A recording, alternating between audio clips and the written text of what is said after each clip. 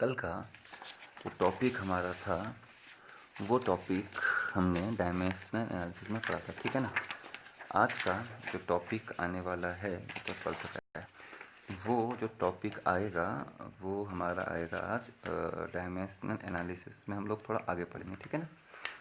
कुछ नई physical quantities का डायमेंशन निकालेंगे एंड देन फिर डायमेंशनल एनालिसिस के एप्लीकेशंस में हम लोग चलेंगे, ठीक है ना।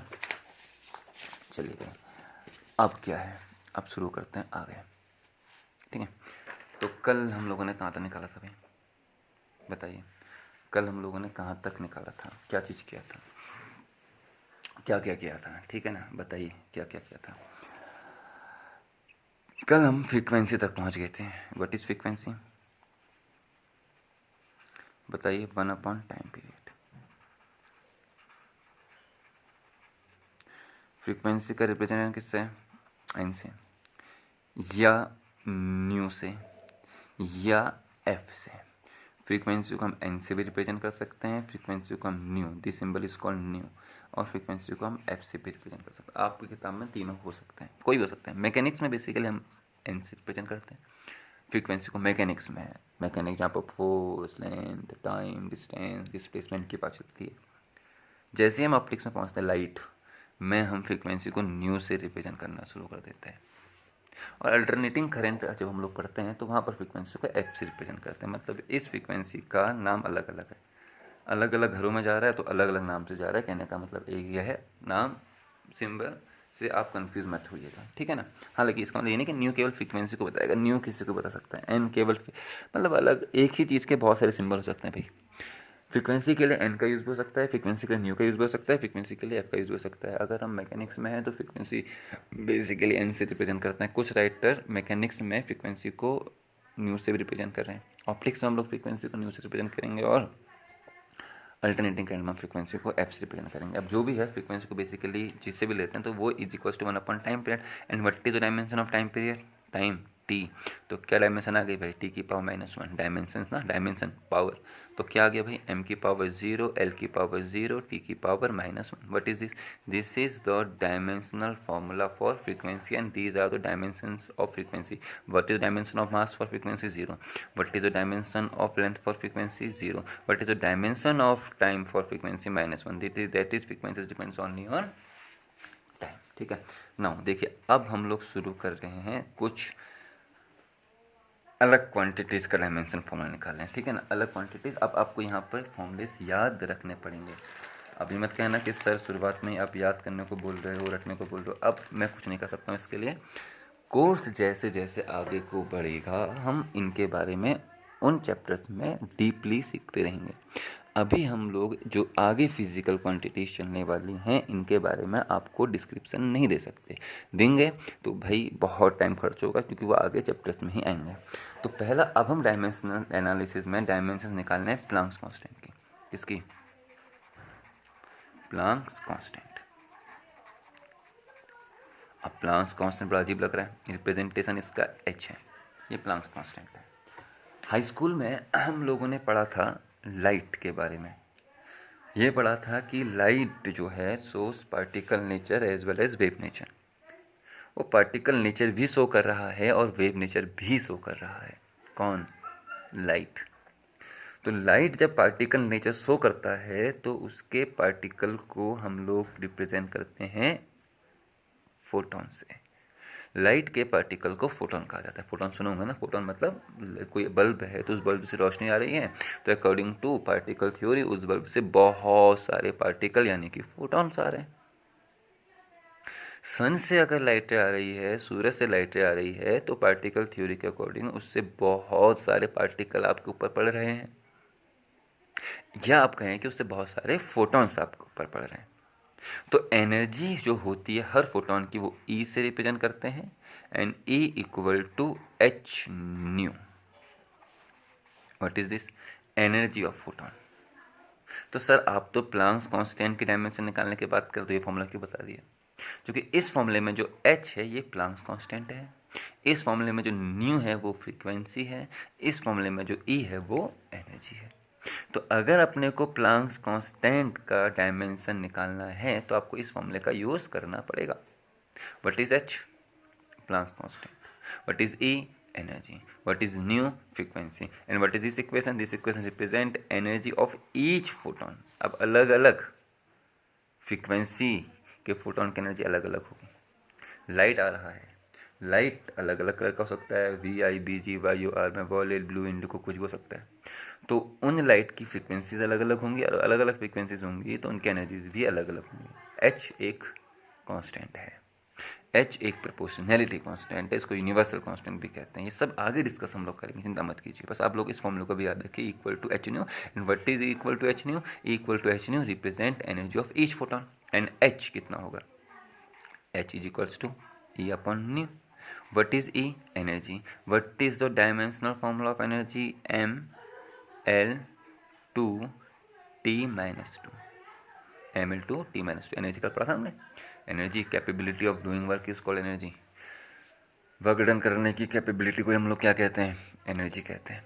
तो जो डायमेंशन वर्क का होगा वो डायमेंशन एनर्जी का होगा. कौन सी एनर्जी भाई? Kinetic energy, potential energy, heat energy, energy of photon, electric energy, magnetic energy. कौन सी एनर्जी? Elastic energy. बहुत सारी एनर्जीज हैं सर. आप किसी भी एनर्जी की बात करो, कहीं पर भी जो एनर्जी होगा वो capability of doing work he explain करेगा. ठीक.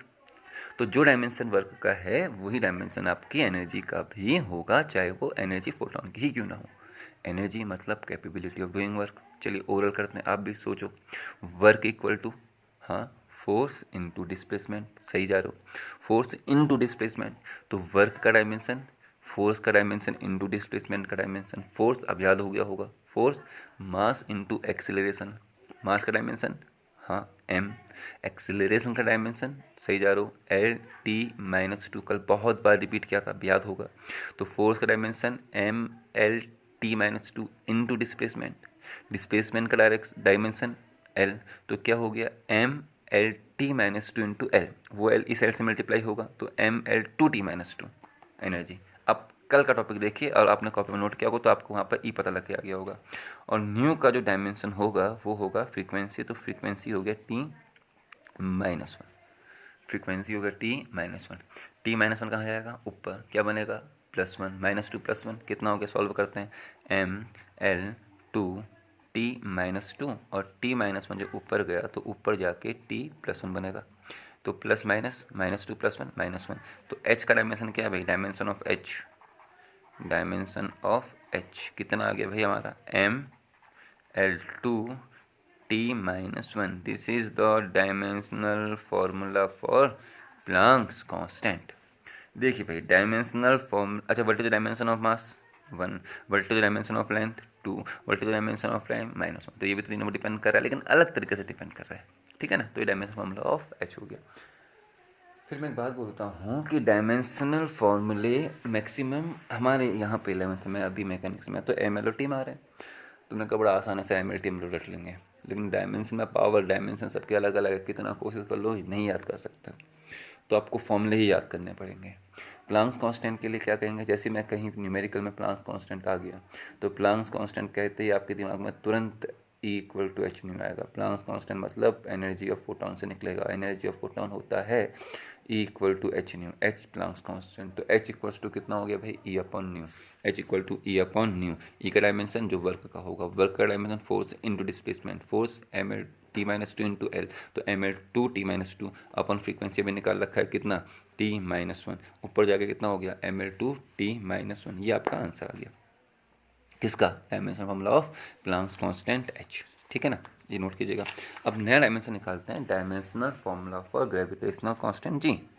Gravitational constant capital G. Capital G का निकालते हैं. तो फॉर्मूला क्या है? F क्या है? G(m1m2/r²). मालूम है. इसमें कैपिटल G, देखो G भी दो है भाई, कल का कन्फ्यूजन है. कैपिटल G और small g. What is capital G? Capital G is called gravitational constant. 9th में जाइए, पता लगेगा. यहाँ भी पढ़ेंगे हम लोग लेकिन थोड़ा आगे पढ़ेंगे, बहुत आगे जाके पढ़ेंगे, पूरा डिस्क्राइब करेंगे. Small ji is the gravitational constant.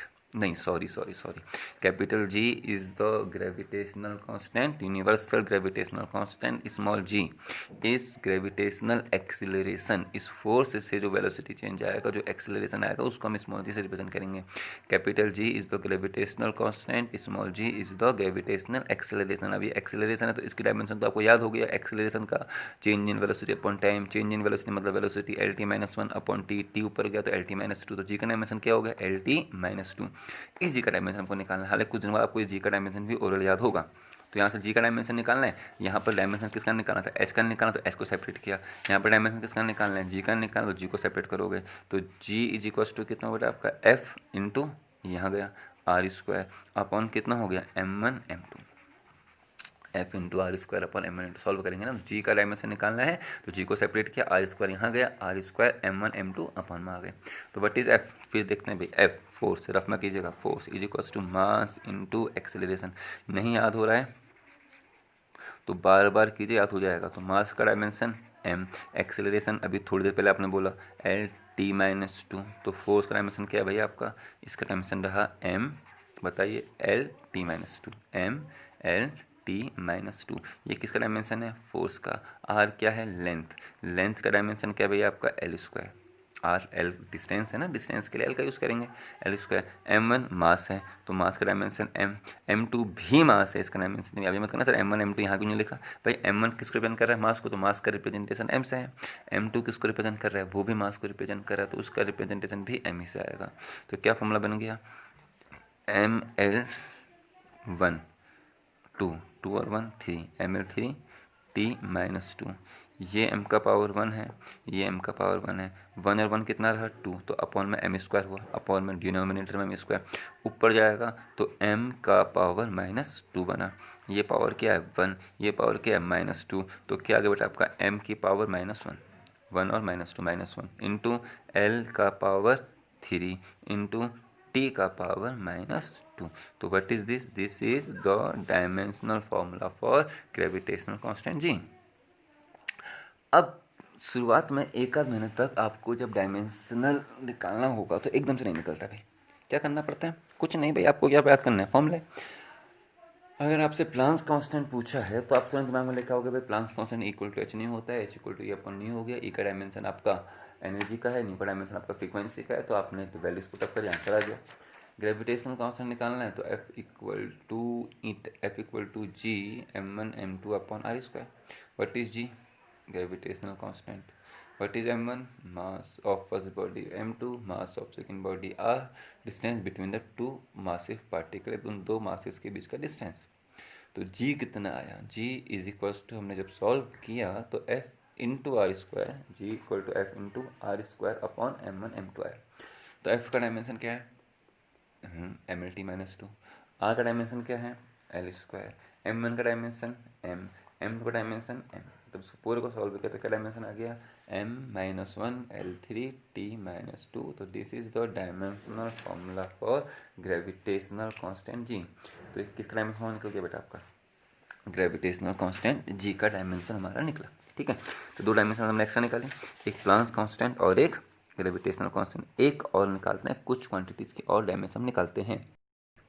ठीक है, तो इसी में एक क्वांटिटी और आपकी अभी आगे आएगी, जैसे आप जब रोटेशनल मोशन पढ़ेंगे तो वहाँ पर आता है quantity moment of inertia, moment of inertia, moment of inertia, and moment of inertia is represented by I. अब भाई I is not current moment of inertia, अब व्हाट इज आई, अब आपने क्या करना है, आई क्या होता है, मोमेंट ऑफ इनर्शिया क्या होता है, जब पढ़ेंगे तब सीखेंगे, अभी नहीं सिखा सकते और नहीं आप सीख सकते हैं, क्योंकि ये आपका छठे या सातवें चैप्टर में आएगा, यूनिट में आएगा। अब जब वहाँ पर आएगा तो वहीं पर तो आप सीखेंगे, यहाँ पर मैं इसको दिखाने बैठ गया तो भाई नहीं आपके समझ में आएगा, नहीं मैं सिखा पाऊंगा, सर को ऊपर निकलेगा। लेकिन डायमेंशनल एनालिसिस के कुछ सवालों में मोमेंट ऑफ इनर्शिया का यूज़ है। अब डायमेंशनल एनालिसिस से कुछ सवालों में मोमेंट ऑफ इनर्शिया का यूज़ है तो भाई डायमेंशन तो निकालनी पड़ेगी, अब यूज़ है तो इसके लिए फिलहाल आप जस्ट एक फॉर्मूला याद कीजिए बेटा, M R square. This formula is use for moment of inertia.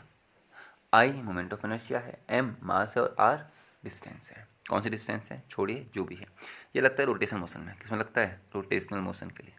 जब कोई बॉडी घूम रही होगी, रोटेट कर रही होगी तो उसे अच्छा इनर्शिया क्या होता है, जब कोई बॉडी रेस्ट में तो रेस्ट में रहेगी, यूनिफॉर्म मोशन में यूनिफॉर्म मोशन में रहेगी जब तक उसमें कोई एक्शन ऑफ फोर्स अप्लाई ना किया जाए। दिस प्रॉपर्टीज को इनर्शिया, अपनी स्टेट में रहने की प्रॉपर्टी को इनर्शिया कहते हैं। आप घर में जाइए, फैन खोलिए, फैन आप खोलोगे तो फैन घुमा, थोड़ी देर तक हवा लगाइए, फिर फैन बंद कर दीजिए।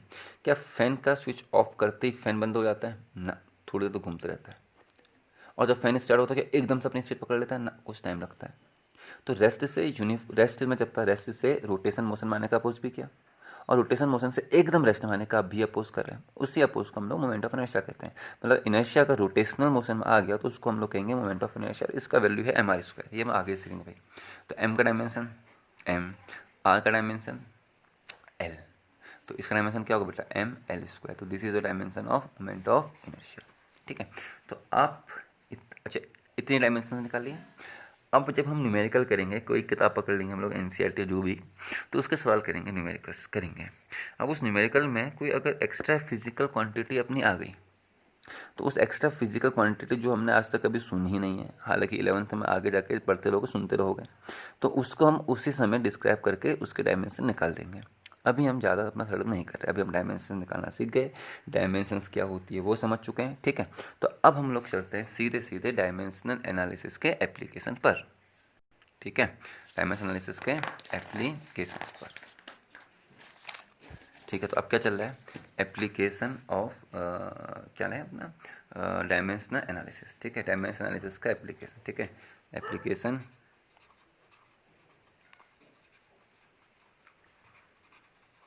एप्लीकेशंस किसका? Of dimension analysis analysis. ठीक है ना, एप्लीकेशन ऑफ डायमेंशनल एनालिसिस में हम लोग चल रहे हैं। देखिए भाई क्या एप्लीकेशंस है। पहला एप्लीकेशन क्या आएगा? नंबर 1, ये बायोसेवर्ट लॉ का वेक्टर फॉर्म 12th का टॉपिक खुल गया, ये 12th के टॉपिक हटा देते हैं भाई। ठीक है, पहला एप्लीकेशन, 3 एप्लीकेशन है भाई। पहला है check the correctness of equation. दूसरा है to convert one system of unit to another system of unit. तीसरा है relation between various physical quantities, जो मेन एक्चुअल इसका यूज है। तो एप्लीकेशन ऑफ डायमेंशनल एनालिसिस में जो पहला एप्लीकेशन हमारा आने वाला है, पहला वो है to check the correctness of a equation, जिसको हम लोग प्रिंसिपल ऑफ होमोजेनिटी भी कहते हैं। दूसरा यूज होगा, क्या यूज होगा? To convert a physical quantity from one system to another physical quantity, दूसरा एप्लीकेशन। तीसरा application to derive the relation between various physical quantities. 3 यहाँ पर हमारे यूज होने वाले हैं। तो पहला हम लोग क्या करते हैं? Check the correctness of a dimensional equation या check the correctness of a physical equation. तो पहला क्या है? Principle of homogeneity. Principle of homogeneity, GENEITY,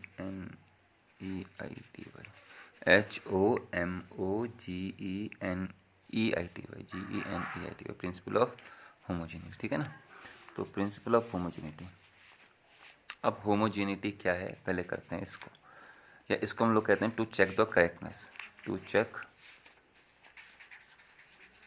the correctness of a physical quantity. ठीक है, to check the correctness of a physical, to check the correctness of physical quantity. ठीक है ना, तो क्या भाई? प्रिंसिपल ऑफ होमोजेनिटी, या फिर to check the correctness of a physical quantity. ठीक है ना, ये आप किताब करो तो आपको वहाँ पर दिख जाएगा। ठीक है, तो what is principal of homogeneity, इसको समझते हैं। अब मेरे को बताइए, इस पेन का लेंथ 10 सेंटीमीटर है, इसका लेंथ, दूसरी पेन का लेंथ भी 10 सेंटीमीटर है, तो व्हाट इज होते हैं टोटल लेंथ? 20 सेंटीमीटर। तुरंत बताया ना, तो इसका लेंथ प्लस इसका लेंथ 20 सेंटीमीटर। इसका लेंथ 5 सेंटीमीटर है, 10 सेंटीमीटर है, इसका मास 10 ग्राम है, तो व्हाट इज नेट मास? समझ आगे सा लग रहा है। इसका लेंथ 10 सेंटीमीटर, इसका length 10 centimetre, total length 20 centimetre. इसका लेंथ 10 सेंटीमीटर, इसका मास 10 ग्राम, टोटल मास। सर नहीं जोड़ सकता, मैंने कहा क्यों? जब आपने इसका लेंथ बताया, जब टोटल लेंथ को जोड़ना है तो आपने इसका लेंथ और इसका लेंथ बताया। अब जब टोटल मास जोड़ना है तो आपको इसका मास और इसका मास बताना पड़ेगा ना, मास के साथ लेंथ नहीं जोड़ सकते, लेंथ के साथ मास नहीं जोड़ सकते, टाइम के साथ लेंथ नहीं जोड़ सकते, टाइम के साथ मास नहीं जोड़ सकते, टाइम के साथ टाइम को ऐड और सब्सट्रैक्ट कर सकते हैं, लेंथ के साथ लेंथ को ऐड और सब्सट्रैक्ट कर सकते हैं, मास के साथ मास को ऐड और सब्सट्रैक्ट कर सकते हैं, लेकिन लेंथ के साथ मास को, लेंथ के साथ टाइम को, लेंथ के साथ किसी भी दूसरी फिजिकल क्वांटिटी को। तो कुल मिला के क्या कंक्लूजन निकला कि दो सेम टाइप की क्वांटिटी को ही जोड़ सकते हैं और दो सेम क्वांटिटीज को घटा सकते हैं, that is same quantities are add और सब्सट्रैक्ट ईच अदर। लेंथ में लेंथ को ऐड करोगे, मास में मास को ऐड करोगे, टाइम में ऐड करोगे, फोर्स में फोर्स को ऐड करोगे, सेम डायमेंशन आर ऐड और subtract each other. That is मैं लिखता हूँ a plus B is equal to C, a plus B equal to C लिखा। अब a plus B is equal to, जब मैंने c लिखा तो dimension of a is equals to dimension of b is equal to dimension of c। a अगर length को represent कर रहा है तो b भी लेंथ को रिप्रेजेंट करेगा और c भी लेंथ को रिप्रेजेंट करेगा।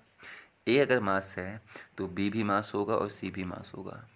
टाइम में टाइम को जोड़ के टाइम ही आएगा, तो dimension of a is equals to dimension of b is equals to dimension of c is equal to dimension of a plus b। तो this is the principle of homogeneity, this is the principle of homogeneity। और यही हम लोग use करेंगे किसी physical quantity के या physical equation, quantity या फिर इक्वेशन के करेक्टनेस के लिए कि कोई इक्वेशन सही है या गलत है, या जो हमको रिलेशन दिया है वो सही है या गलत है। To check the correctness of a physical equation बोलिए या to check the correctness of a physical relation बोलिए, क्वांटिटी मत बोलिएगा, ऐसा करते हैं to check the correctness of a physical equation या to check the correctness of a physical quantity. ठीक है, तो what is the principle of homogeneity, एक लाइन में खत्म करते हैं। प्रिंसिपल ऑफ होमोजेनिटी सेम क्या कहलाता है कि सेम क्वांटिटीज आर ऐड और सब्सट्रैक्ट ईच अदर। या अगर कोई इक्वेशन आपको दी है तो इस इक्वेशन में जितने भी सेपरेट टर्म है, एक टर्म ए है, एक टर्म बी है, एक टर्म सी है, तो डायमेंशन ऑफ ए जो होगा वो डायमेंशन ऑफ बी के बराबर होगा और वही डायमेंशन ऑफ सी के बराबर होगा। सेम डायमेंशन सारे ऐड और सब्सट्रैक्ट ईच अदर। या किसी भी रिलेशन में अगर सेपरेट टर्म है तो उन सभी सेपरेट टर्म्स की डायमेंशन सेम होगी। देखिए मैं इसको परफेक्ट एक तरीके से बोलता हूँ, a given physical relation, it is a physical relation is dimensionally correct. अगर ये करेक्ट है तो सबका डायमेंशन क्या होगा, सेम होगा। तो एक physical relation is dimensionally correct if the dimension of all the various term, if the dimension of all the various terms, A का बी का और सी का, if the dimension of all the various term on the either side, चाहे वो इधर हो, चाहे वो इधर हो, चाहे वो सम में हो, चाहे वो सब्सट्रैक्शन में हो, of the relation are in same, वो क्या होंगे, सबके सब सेम होंगे। तो ये क्या आपका प्रिंसिपल होमोजेनिटी। अब लिखिएगा, देखिए अब मैं बोल रहा हूँ, आप लिखने की कोशिश कीजिएगा। If physical relation is dimensionally correct, a physical relation is dimensionally correct if the dimensions of all the various terms on either side of the relation are same। ठीक, फिर बोलता हूँ, a given physical relation is dimensionally correct if the dimensions of all the various terms, if the dimension of all the various terms on the either side, चाहे यहाँ हो चाहे यहाँ हो, either side of the relation, इस relation में of the relation are the same। तो ये क्या बेटा आपका प्रिंसिपल ऑफ होमोजेनिटी। अच्छा, अगर a plus B equal to C नहीं दिया, जस्ट आपसे कहा sir a equal to B, तो सर ये लेंथ है तो ये भी क्या होगा, फिर लेंथ ही तो होगा। 5 मीटर इक्वल टू 5 मीटर तो कहोगे इक्वल है, 5 मीटर इक्वल टू 5 ग्राम थोड़ा ना कहोगे, 5 मीटर इक्वल टू 5 ग्राम नहीं हो सकता। 5 मीटर इक्वल टू 5 मीटर ही कहोगे, 5 ग्राम इक्वल टू 5 ग्राम कहोगे, 5 सेंटीमीटर इक्वल टू 5 सेंटीमीटर ही कहोगे, सिंपल, तभी तो इक्वल होंगे। अच्छा, 5 मीटर इज इक्वल्स टू 5 ग्राम, तुमने कहा पॉसिबल नहीं, मतलब 5 गधे और 5 घोड़े नंबर सेम है, 5 और 5, लेकिन गधे और घोड़ों में अंतर है, इक्वल कभी नहीं हो सकते। हाँ, 5 गधे इक्वल टू 5 गधे या 5 घोड़े इक्वल टू 5 घोड़े, मतलब सेम डायमेंशंस होनी चाहिए ना, तभी क्या होंगे, वो इक्वल होंगे। अगर समझो बात को, अब 5 horses plus 5 donkeys is equals to 10, क्या पता नहीं, लेकिन 5 horses plus 5 horses equal to 10 horses, same होगा नहीं होगा। तो 5 metre plus 5 metre equal 10 metre. तो इस फॉर्मूले में इस टर्म की डायमेंशन, इस टर्म की डायमेंशन, इस टर्म की डायमेंशन सेम होनी चाहिए, इसके इधर जो डायमेंशन इसके इधर भी वही डायमेंशन होनी चाहिए। तो it is the principle of homogeneity. सुना की बात, ये क्या है, प्रिंसिपल ऑफ होमोजेनिटी। इस पे बेस्ड एक न्यूमेरिकल करते हैं, इसमें बेस्ड क्या करते हैं, एक न्यूमेरिकल करते हैं, ठीक है ना, एक न्यूमेरिकल करते हैं, ठीक है, ये तो पेज हो गया, ठीक है। अब देखिए न्यूमेरिकल क्या है। अब एक सवाल करते हैं, f इज इक्वल्स टू, या एक काम करते हैं, बहुत ही इंपॉर्टेंट सवाल क्या है, देखिए क्या है, एक इक्वेशन है हमारा van der Waals gas equation. अब ये क्या होता है, अभी अलग अलग चीज़ें सुनने को मिल रही हैं, मिलती रहेंगी, अब साल भर आपको अलग अलग चीज़ें सुनने को मिलती रहेंगी। Van der Waals gas equation आप केमिस्ट्री में पढ़ेंगे, फिजिक्स में मैं बताऊंगा आपको, बस अभी आपको इक्वेशन याद रखनी है, van der Waals gas equation, ठीक है ना। Van der Waals gas equation क्या है, van der Waals gas equation P plus A upon V square, ठीक है, P plus A upon V square into V minus B is equals to R T. P plus A upon V square is equals to R T, V minus B equal to R T, it is van der Waals gas equation. P is use for pressure, gas equation है तो pressure volume temperature, gas equation है gas pressure volume temperature. P is use for pressure, V is use for volume, V is use for volume, T is use for temperature. P pressure के लिए, V volume के लिए, T temperature के लिए। R को बोलते हैं हम लोग gas constant, A and B are constants. R gas constant अलग चीज़ है, A और B अलग चीज़ है। तो सवाल पेपर में कैसा बनता है इससे कि in van der Waals gas equation find the dimensions of constants A and B। तो A और B का डायमेंशंस आपने निकालिए, किसमें, van der Waals gas equation में। तो आपने कहा सर ये तो क्या है, मतलब क्या करना है इसमें। अब डायमेंशनल एनालिसिस का पहला यूज देखा, हम एप्लीकेशंस ऑफ डायमेंशनल एनालिसिस पढ़ रहे हैं, तो हमको यहाँ पर डायमेंशन का एप्लीकेशन यूज़ करना है। तो उसमें पहला एप्लीकेशन क्या है जो हमने पढ़ा था कि principle of homogeneity to check the correctness of physical quantity. तो सर यहाँ पर कौन सी फिजिकल क्वांटिटी करेक्टनेस चेक हो रही है, लेकिन हमको मालूम है कि फिजिकल रिलेशन करेक्ट है। तो अगर ये फिजिकल रिलेशन करेक्ट है तो इसमें वो सभी टर्म जो आपस में जुड़ रहे हैं किसी भी सेट में, उनकी डायमेंशंस क्या होंगी, सेम होंगे। तो इस प्रिंसिपल को यूज़ करके हम ए और बी का डायमेंशन निकालेंगे। अब देखिए पी क्या है, प्रेशर। प्रेशर किस साइड हुआ है, ए अपॉन वी स्क्वायर से, एक पूरा टर्म होना ए अपॉन वी स्क्वायर, पूरा टर्म लेंगे ना। तो इसका मतलब प्रिंसिपल ऑफ होमोजेनिटी से dimension of P is equal to dimension of A upon V square. Dimension of P equal to dimension of A upon V square का हमको यहाँ पर यूज़ करना है। क्यों, प्रिंसिपल होमोजेनिटी ये तो है कि सेम डायमेंशन आर ऐड और सेम डायमेंशन सब्सट्रैक्ट किए जाते हैं। तो जो डायमेंशन पी का होगा वही डायमेंशन आपका ए अपॉन वी स्क्वायर का भी होगा, क्योंकि जुड़े हुए हैं ना। पी क्या था, प्रेशर। अब देखिए, अब याद नहीं है तो pressure is equals to force upon area. यकीन मानो कुछ नहीं, मतलब इसको और निकालोगे, फोर्स का डायमेंशन अभी निकालने भी लगेंगे कुछ लोग। फोर्स का डायमेंशन क्या होता है, फोर्स का डायमेंशन होता है, बताइए, M L T minus two, और एरिया, ए का डायमेंशन क्या होता है, एल स्क्वायर। एल स्क्वायर ऊपर जाएगा माइनस टू, यहाँ एल की पावर कितनी है, वन, ये ऊपर जाके minus two, one minus two minus one. तो डायमेंशन ऑफ पी कितना हो गया, M L minus one T minus two. Dimension of A required है, तो डायमेंशन ऑफ ए रहेगा। डायमेंशन ऑफ वी का डायमेंशन क्या है, एल क्यूब, तो वी स्क्वायर का डायमेंशन क्या होगा, एल क्यूब की पावर टू। देखिए एक चीज़ और आपको बतानी चाहिए मुझको कि सेम डायमेंशंस आर ऐड और सब्सट्रैक्ट। सेम डायमेंशंस को, सेम फिजिकल क्वांटिटी को आप जोड़ या घटा सकते हो, ऐड और सब्सट्रैक्ट कर सकते हो, लेकिन मल्टीप्लाई और डिवाइड आप किन्हीं भी दो फिजिकल क्वांटिटीज़ का कर सकते हो। Any two physical quantities can be multiplied और divided to each other, but only same dimensions are add और सब्सट्रैक्ट ईच अदर। मतलब ए और वी का डायमेंशन यहाँ पर सेम नहीं होगा, लेकिन ये डिवाइड हो सकते हैं, हाँ मल्टीप्लाई हो सकते हैं, लेकिन ऐड अगर हो रहा है, सब्सट्रैक्ट अगर हो रहा है तो सेम डायमेंशन से ही ऐड होंगे। मतलब पी का जो डायमेंशन, पी में अगर ए अपॉन वी स्क्वायर ऐड हुआ है तो जो डायमेंशन पी का होगा वही डायमेंशन अपना ए अपॉन वी स्क्वायर का भी होगा।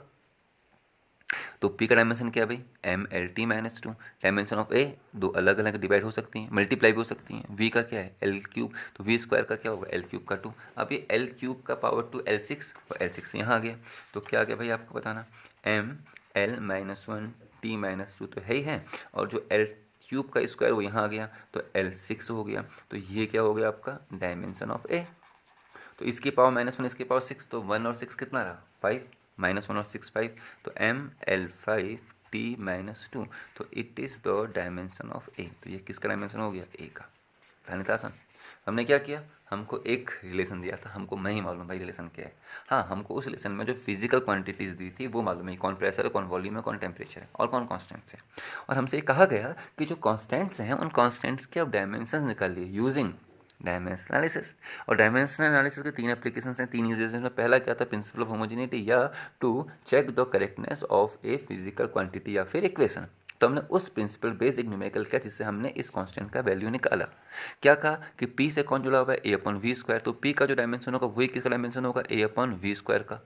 ए और वी स्क्वायर की डायमेंशन सेम हो भी सकती है, नहीं भी हो सकती, क्योंकि डिवीजन में और डिवाइड या मल्टीप्लाई में कोई भी दो डिफरेंट क्वांटिटीज आ सकती हैं, लेकिन एडिशन और सब्सट्रैक्शन में केवल सेम क्वांटिटीज रहेंगी।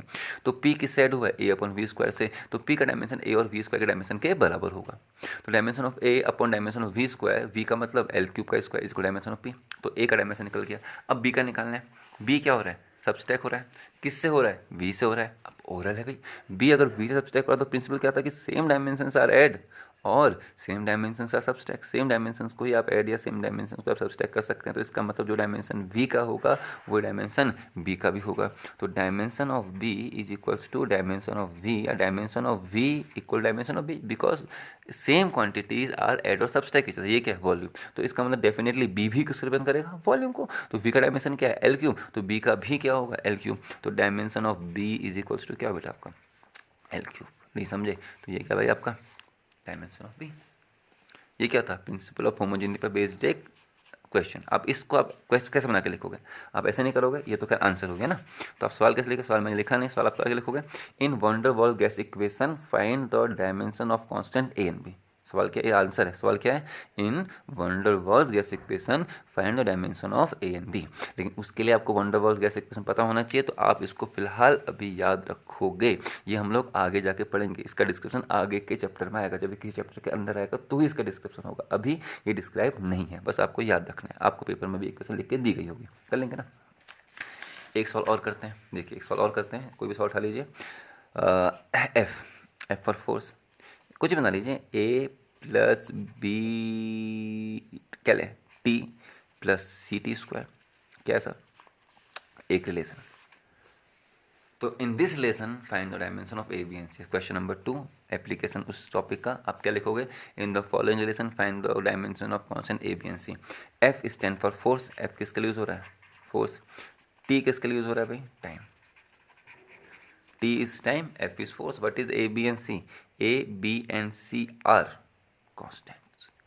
तो find the dimensions of constant A, B and C in the following relation. इस रिलेशन में आपको A, B और C का डायमेंशन निकालने हैं, यूनिट निकालनी है। तो क्या करें, प्रिंसिपल ऑफ होमोजेनिटी दिमाग में आया कि सेम डायमेंशंस और ऐड और same dimensions are subtract each other on the either side. तो जो डायमेंशन F का होगा वो डायमेंशन ए का होगा, वही डायमेंशन बी टी का होगा, वही डायमेंशन CT² का भी होगा। तो dimension of F is equals to dimension of A, dimension of F equal dimension of A is equals to dimension of B T is equals to dimension of CT²। Dimension of F equal dimension of A equal dimension of B T equal dimension of CT²। क्या principal था, a given physical relation is dimensionally correct if the dimensions of the various term on the either side of the relation are same। तो हम लोगों ने कहा था ना, कोई डायमेंशन तब करेक्ट होगा जब उसकी सभी टर्म की आइदर साइड, कोई भी साइड में डायमेंशन क्या हो, सेम, इस सभी टर्म की। तो बी टी एक पूरा टर्म है, एक पूरा टर्म है, CT² भी एक टर्म है, ए भी एक टर्म है, एफ भी एक टर्म है। तो इस रिलेशन में इन सभी टर्म की डायमेंशंस क्या होंगी, सेम होंगी। अब हमको ए का भी निकालना है, बी का भी निकालना है, सी का भी निकालना है। तो इन दोनों को इक्वलेट करेंगे तो ए निकल के आ जाएगा, इसको इसको इक्वलेट करेंगे तो बी निकल के आ जाएगा, इसको इक्वलेट करेंगे तो सी निकल के आ जाएगा, क्योंकि हमको एफ का डायमेंशन मालूम है, ए निकल के आ गया। इसमें हमको टी का डायमेंशन मालूम है टाइम, बी का डायमेंशन मालूम नहीं है, टी का मालूम है, टी का मालूम है, बी का निकालना है, एफ का मालूम है, तो सॉल्व हो जाएगा। तो पहला निकालते हैं हम लोग सबसे पहले डायमेंशन ऑफ ए। तो dimension of A is equals to dimension of F. तो व्हाट इज ए, सर निकालना है, एफ फोर्स, फिर बताइए mass into acceleration, mass m, acceleration LT-2। what is dimension of a, MLT-2। तो it is dimension of a। दूसरा B T, इसको अब इसको इससे कंप्लीट कर देते हैं। Dimension of F is equals to dimension of B T. निकालना किसका भाई, बी टी। अब तो बी टी से 2 टर्म हो गए ना, बी टी मल्टीप्लाई में तो एक टर्म होगा, डिवाइड में हो तो भी एक टर्म काउंट किया जाता, तो बी टी एक पूरा टर्म है। तो dimension of F equal dimension of B into dimension of T, इसको थोड़ा ओपन कर लेते हैं। Dimension of F equal to dimension of B into dimension of T. अपने को क्या चाहिए, डायमेंशन ऑफ बी, तो डायमेंशन ऑफ बी जो होगा वो क्या होगा भाई आपका, dimension of F upon dimension of T. And what is F, F क्या है, फोर्स, बहुत बढ़िया। And what is the dimension of force, mass into acceleration, acceleration L T minus two M L T minus two, time T, T की power 1, 1 कहाँ जाएगा ऊपर, क्या बन के जाएगा -1, तो क्या बन जाएगा एम एल टी माइनस 3। तो तीसरी तो सेकेंड आंसर, ये किसका डायमेंशन आ गया भाई, बी का डायमेंशन ऑफ बी। अब क्या निकालना है, सी। अब आपके समझ आने लगा होगा, आप क्या करेंगे सर, आप इसको इससे कंपेयर कर दीजिए, मतलब dimension of F is equals to dimension of C T square. हम क्या कर रहे हैं, अगर ये डायमेंशनली करेक्ट है और ये इक्वेशन तो करेक्ट ही होगा, दिया है, तो इसका मतलब क्या है कि इसके हर टर्म का डायमेंशन क्या होगा, सेम, किसी भी सेट में चाहे वो है। तो हमने इस एफ की डायमेंशन सी टी स्क्वायर से कंपेयर किया, तो फिर dimension of F equal to dimension of C into dimension of T square. तो डायमेंशन ऑफ सी कितना हो गया, डायमेंशन ऑफ सी हो गया dimension of F upon dimension of C equal dimension of F upon dimension of T square. तो dimension of F कितना है बताइए, एम एल टी माइनस, अब तो तेज चल रहे हैं आप बेटा, इतना चलना पड़ेगा। Dimension of F M L T minus two, dimension of T square T की पावर 2, टी की पावर 2 कहाँ चले गया ऊपर, क्या बचा, टी की पावर 2 ऊपर जाके -2 4, तो M L T minus 4, what is this, this is the dimension of C. तो ये किसका डायमेंशन है, सी का डायमेंशन। डायमेंशन ऑफ ए, देखो रिलेशन नहीं था, डायमेंशन शुरू से करते हैं, कहाँ गया कहाँ गया कहाँ गया भाई, ये है dimension of B equal dimension of A upon V square, dimension of V equal dimension of B, R T तो पूछा ही नहीं था, छोड़ दिया। F equal to A plus B T plus C T square, find the dimension of A B and C. A का dimension निकालना है, बी का डायमेंशन निकालना है, सी का डायमेंशन निकालना है। तो ए का डायमेंशन क्या है भाई, dimension of A equal to dimension of A equal to dimension of F, dimension of A equal to dimension of F, dimension of B T equal to dimension of F, dimension of C equal to dimension of C T square equal to dimension of F. F का dimension किसके बराबर होगा, A. F क्या है, force, force का dimension M L T minus 2, वही dimension किसका होगा, ए का। अगर ये न्यूटन है तो ये भी न्यूटन होगा, ये पूरा भी न्यूटन होगा और ये पूरा भी न्यूटन होगा। जो डायमेंशन एफ का है वही डायमेंशन ए का होगा, वही डायमेंशन बी टी का भी होगा, वही डायमेंशन सी टी स्क्वायर का भी होगा। ए तो निकल के आ गया, ये कैसे निकालेंगे, dimension of B into dimension of T equal dimension of F, dimension of B equal to dimension of F upon dimension of T. अब सी टी स्क्वायर का डायमेंशन भी एफ के बराबर होगा, तो dimension of F equal to dimension of C into dimension of T square, dimension of C equal to dimension of F upon dimension of T square. तो वहाँ से आपका सी का डायमेंशन भी निकल के आ गया। तो ये क्या बेटा, डायमेंशनलेस का पहला यूज, प्रिंसिपल ऑफ होमोजेनिटी। ठीक है, अभी तो हमने केवल 2 सवाल किए। अभी इसके बाद जो कल हम लोग करेंगे, बाकी के 2 रिमेनिंग एप्लीकेशंस करेंगे। दूसरा जो होगा to convert the value of one system of unit into another system of unit, और जो अगला होगा वो होगा to derive the relation between various physical quantity.